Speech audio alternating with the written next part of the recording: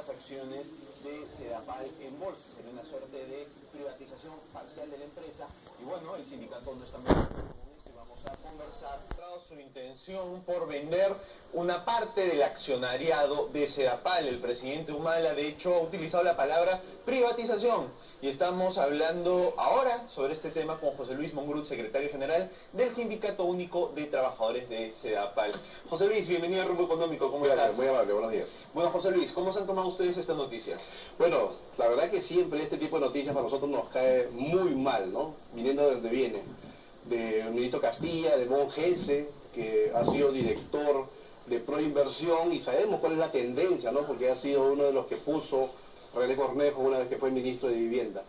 Nos ha caído muy mal y por supuesto hemos tenido que activar muchas de las plataformas de lucha que tenemos, llegar a medios de prensa como la tuya, que tiene muy buena audiencia. Te lo agradezco. Hemos tenido también contacto con las centrales sindicales, por supuesto, con las bancadas de oposición, ¿no? Porque todos debemos dar un rechazo total a que el Estado pierda su soberanía empresarial, ¿no? Eso es un tema muy delicado. Ahora, José Luis, cuando uno ve las cifras de lo que ha sucedido con los servicios públicos que sí se privatizaron, la verdad es que sí provoca privatizar Sedapal, porque, por ejemplo, cuando uno ve lo que sucedió 14 años luego de la privatización de los servicios públicos de electricidad y telefonía, ve que la electricidad aumentó en cobertura en 56%, la telefonía en 168%, las tarifas prácticamente no subieron, en algunos casos se redujeron, mientras que Sedapal solamente aumentó la cobertura en 20% y subió las tarifas en 47%. Entonces la impresión que nos da a nosotros que usamos los servicios públicos es que los servicios privados funcionan mejor que en este caso los servicios públicos, entonces nos convendría privatizar. Bueno, sí, efectivamente, pero debemos tener claro también, ¿no?, que cuando se da este tipo de privatizaciones y concesiones, toda la normatividad vigente también se presta para este tipo de situaciones. En este caso, yo quiero recordarle a todos los televidentes que Sedapal no tiene los niveles adecuados del incremento tarifario. Hace 15 años estamos con un retraso tarifario, lo que impide que podamos lograr a cumplir presupuestalmente con los proyectos de inversión. Ahora, es curioso porque las empresas privadas no subieron sus tarifas y hasta las disminuyeron, y sí ampliaron su cobertura, y Sedapal, si bien es cierto que probablemente habría que subir más las tarifas para cubrir sus costos operativos, ¿no? Sedapal sí subió sus tarifas, y de hecho, diera la impresión que las empresas privadas pueden funcionar mejor a tarifas más bajas. Justo acá, estaba revisando una información que sacó el Instituto Peruano de Economía, que hace la comparación de Sedapal con Aguas Andinas de Santiago, ¿no?, que es la empresa pública de Santiago, que se privatizó hace 11 años, ¿no? Cuando se privatizó, las cifras que da el IPE es que tenía el mismo número de conexiones que Sedapal, y hoy tiene 20% más conexiones que Sedapal, 100% de cobertura, y tiene un costo operativo por conexión 52% menor que Sedapal. Entonces diera la impresión que además cuando uno privatiza, las tarifas pueden bajar. Ah, no, sí, pero que no es una información tan real, que permíteme hacer una pequeña corrección. Claro. El día de ayer justo lo leí en el editorial donde el señor Miro Quesada pues lo ha publicado, ¿no? Pero es bastante parcial esa información, porque nosotros tenemos muy claro, por ejemplo, que la zona periurbana, donde está la jurisdicción de Aguas Andinas, no ha crecido 1 metro cuadrado en ninguna de sus fronteras, ni siquiera 1 metro cuadrado. Entonces está logrando tener el 100% de la cobertura, efectivamente, donde la población nunca tuvo agua. Pero ve 1 kilómetro a los lados de la jurisdicción de Aguas Andinas y la gente sigue abasteciéndose con cisternas como lo hacen acá en Perú. Mientras tanto, permítanme solo para poder tener muy clara la idea. Sí. Las tarifas, cuando eran del sector público, en Santiago, que tenemos muchos gremios hermanos, nos han informado que pagaban entre 4 y 6 dólares mensuales. Ahora pagan 42 dólares mensuales. Si te incrementan la tarifa, por supuesto que eres eficiente, ¿no? Por supuesto que eres una persona con mucha rentabilidad. En Sedapal no se da eso porque las normas que SUNAS establece y que el Ministerio de Vivienda, las políticas empresariales que da para todo su sector, pues son bastante limitadas. Ahora, pero diese la impresión de que los problemas de gestión son algo inherente a todas las empresas de agua pública, ¿no?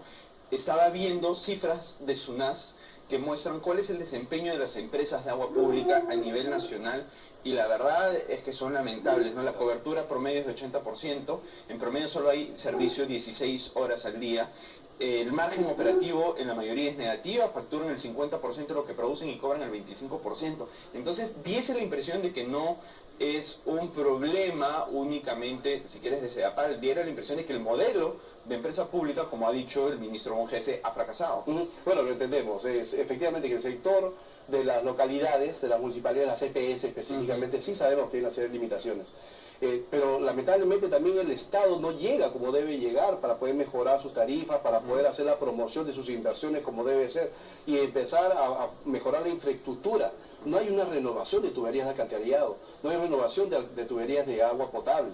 Entonces esa situación impide que mejoren su gestión y que se dediquen exclusivamente a mejorar la cobertura, a buscar una ampliación de todos sus servicios, pero están preocupados en hacer las renovaciones de las tuberías que hace 40, 50 años no se cambian, ¿no? Entonces, no es tan cierto el hecho de que se haga una mala gestión. Ahora, démosle las armas para poder hacer buena gestión también. Pero, a ver, tú sostienes que lo que se necesita es permitir un aumento tarifario, ¿no? Pero la verdad es que yo lo que me preguntaría es, ¿y para qué quieren más ingresos si no pueden ejecutar, si la empresa no puede ejecutar el dinero que ya tiene, ¿no? Tengo acá las cifras de ejecución presupuestal del presupuesto para inversión. En el 2012 solamente se ejecutaron 266 millones de los 414 disponibles y en el 2013 403 de los 783. Entonces, diese la impresión que la solución no es aumentar las tarifas para que Sedapal tenga más dinero, porque no puede ejecutar el dinero que ya tiene. Sí, pero permíteme, y hacer una aclaración total. En esos periodos estaba como ministro de Vivienda el señor René Cornejo, ¿sí? Y yo trabajo en la gerencia de proyectos y obras, lo conozco muy bien el tema, cuando se empezó a determinar lineamientos para que solo se ejecuten la preinversión de las obras, de las mega obras, lo que después se llamó Agua para Todos y ahora se llama los 148 proyectos. Limitó desde una política del ministerio que solo se puedan ver las obras hasta la factibilidad y prefactibilidad. Esa fue la orden, no fue que falta de capacidad de Sedapal en su gestión para poder desarrollar la preinversión, la inversión y después luego la posinversión.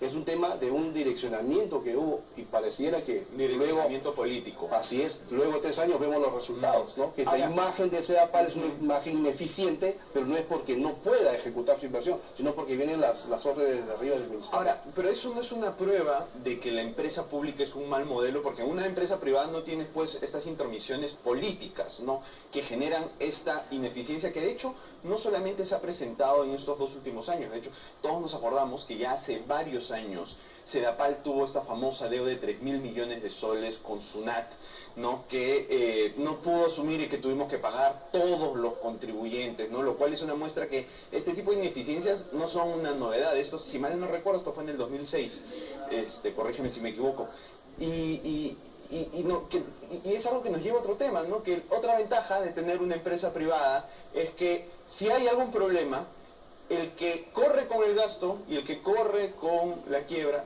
es el privado, ¿no? Cuando es una empresa pública somos todos nosotros los contribuyentes. Sí, efectivamente. Bueno, nosotros fuimos testigos de una pésima gestión del año 2001 al 2006, muy politizada Sedapal, como lo viene siendo siempre.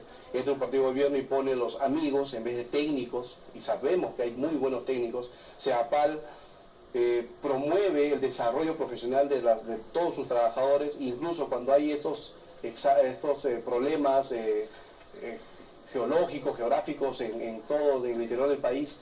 Los trabajadores y técnicos de Sedapal son los primeros en ser llamados porque respondemos de manera inmediata con alta tecnología, con su alta capacidad de profesionales y técnicos.